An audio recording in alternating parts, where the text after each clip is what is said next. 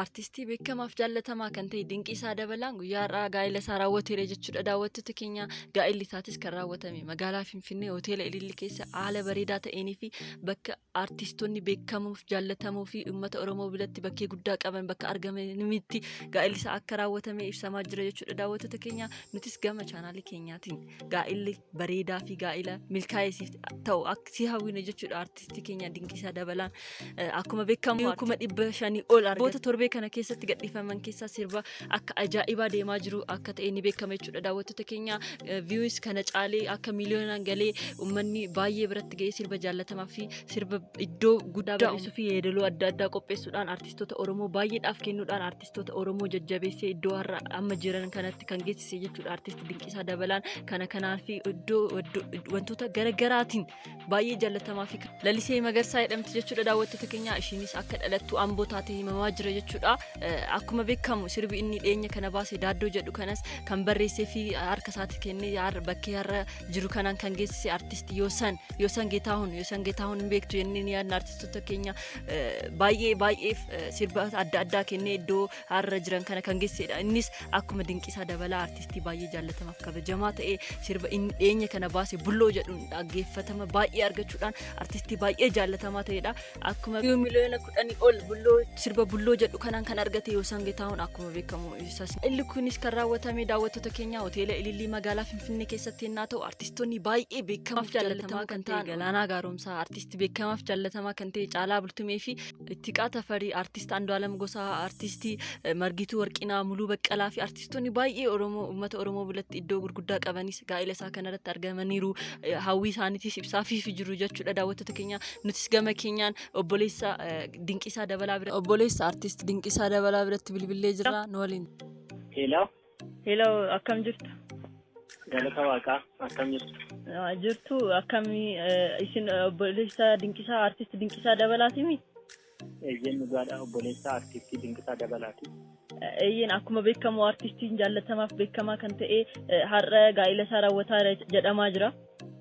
Eeyyeen dhugaadha guyyaa har'aa akkuma beekamu artistii jaallatamaa fi beekamaa Oromoo kan ta'e artistii Dinqiisaa Dabalaa guyyaa har'aa magaalaa Finfinnee keessatti hoteela Ililliitti gaa'ela isaa raawwachaa jira. Tolee nutis kanumaaf si bilbilee jechuudha obboleessa keenya akka inni gaa'elli isaa maalirra jiru artistoonni akkamii akka argamanii fi haalli gaa'elli isaa irra jiru akka nuuf ibsitu barbaanne jechuudha obboleessa keenya. Egaa akkuma beekamu gaa'elli isaa kan raawwatamaa jiru yeroo ammaa kanatti magaalaa Finfinnee hoteela Ililliitti yommuu ta'u namoonni beekamoon hedduun irratti argamaniiru. Artistoota hedduu namoota jaallatamoo beekamoo kan ta'an aktivistoonni namoonni qabsaa'onni Oromoo hedduun irratti argamaniiru. Isaan keessaa artistoonni beekamoon kanneen akka artistii Galaanaa Gaaromsaa, artistii Ittiqaa Tafarii, artistii Andu'aalam Gosaa, artistii Yoosan Geetahuun artistoonni hedduun irratti argamaniiru. Namoonni beekamoo ta'an aktivistoonni Oromoo kan ta'an namoonni hedduun gaa'ela kanarratti argamaniiru. Isaan keessaa Dooktar Mararaa Guddinaa, Obbo Baqqalaa Garbaa fi namoonni hedduun cidha kanarratti argamaniiru jechuudha. Egaa akkuma beekamu artistiin kunillee uummata Oromoo biratti artistii jaallatamaa fi beekamaa akka ta'e uummanni Oromoo hunduuyyuu ni beeka. Yeroo ammaatti gaa'elli isaa haala bareedaa ta'een raawwatamaa jira jechuudha. Tolee akka gaa'elli isaa haala bareedaa irratti jiru nu ibsiteerta jechuudha. Amma immoo gara haadha manaa isaa eenyu akka taate bakkee ishiin itti dhalattee guddattee fi mee gama ishiitti waan jiru. Eeyyeen maqaan ishii Lalisee Magarsaa jedhamti. Hawaasumatti magaaluma Finfinnee kana keessatti hojjaa qabdi narsiidha. Innaa yeroo ammaa kanatti artistii Dinqiisaan immoo artistii beekamaa fi jaallatamaa kan ta'e sirboota afaan Oromoo sirbuudhaan eediit godhuudhaan artistii beekamaadha. Dhugaa jettee baay'ee beekamaaf jaallatamaadha. Inni uummata Oromoo biratti iddoo baay'ee bakkee guddaa qabudha. Sirboota adda addaa qabsoo baasuudhaanis dhaggeeffatamummaa fi beekumsa baay'ee kan argatedha. Eeyyeen dhugaadha. Akkuma beekamu isaan lamaan yeroo ammaa kanatti cidha raawwachaa jiran jechuudha. Nutis gama chaanaalii keenyaatiin bagattiin siin ga'e baga milkii kanaan siin ga'e jireenyaaf jiruuf jireenya milkaa'e akka ta'uuf ni hawwinaaf jechuudha. Artistii keenya beekamaaf jaallatamaa kanaaf akkuma beekamu sirbi inni dhiyeenya kana baase kanas uummanni baay'een argee fi jaallatee jira jechuudha. Gara miliyoona 500 ol YouTube irratti view kana caala argatee jira jechuudha.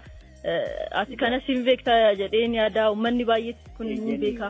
Akkuma beekamu sirba inni deemni kana torban tokko dura gadi lakkisee yuutuuba gubbaarratti viyuu 500,000 fi 50,000 argateera. Sirbichi yaaddoo sirba jedheen ta'u sirba hedduu bareedaa sirba uummata Oromootii fi uummata Tuulamaatii fi uummata Macaa kan walitti fidu sirba baay'ee bareedaa ta'e qopheesse jechuudha. Egaa amma artistiin kun uummata Oromoo biratti artistii jaalatamaa fi beekamaadha. Gaa'ila isaati irratti illee artistoonni hedduun artistoonni baay'ee isaan jaalannu isaan kabajnuu fi artistoonni qabsaa'onni Oromoo hedduun irratti argamaniiru jechuudha. Yeroo ammaa kanatti illee nuti illee gama maatii isaatiin gammachuu guddaatu nutti dhaga'ame baay'ee gammanneerra. Obboleessi keenya kun illee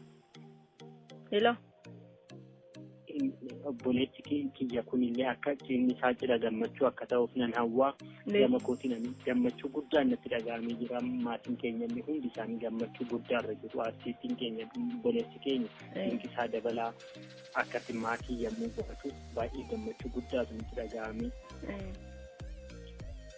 Baay'ee gammanneerra jechuudha. Haala kanaan kan isin ibsuu barbaannu maatii isaatiif hundaafis baay'ee akka gammadu uummanni Oromoo hunduu gaa'ila isaa kanaan gammadee jira. Akkuma beekamu gaa'ila milkaa'ee haa ta'uuf jennee hawwii keenya simneefii jira jechuudha. Gara dhumaatiin ati wanta nu dabarsuu barbaaddu jiraati. Ani kanan dabarsuu barbaade akkuma beekamu artistiin beekamaan keenya kun obboleessi kiyya jechuudha.